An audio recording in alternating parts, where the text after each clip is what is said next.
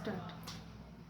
पासपोर्टसाठीचा application form भरताना permanent address वेगळा दिलाय तर प्रेझेंट ॲड्रेस माझा वेगळा आहे, तर पोलीस व्हेरिफिकेशन कुठल्या ॲड्रेसवर होईल? मित्रांनो, पोलीस व्हेरिफिकेशन म्हणजे काय?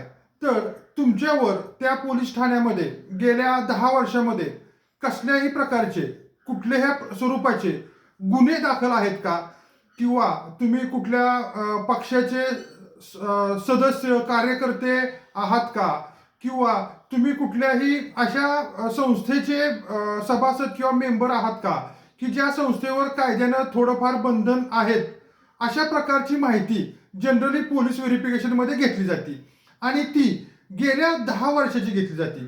जर तुमचा परमनंट ॲड्रेस वरून तुम्ही तुमच्या नवीन ॲड्रेसवर 10 वर्षाच्या आतमध्ये आला असाल तर दोन्ही खर्च करावा लागणार.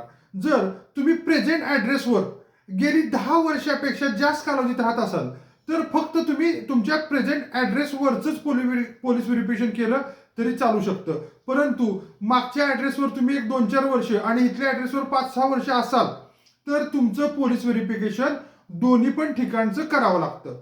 धन्यवाद.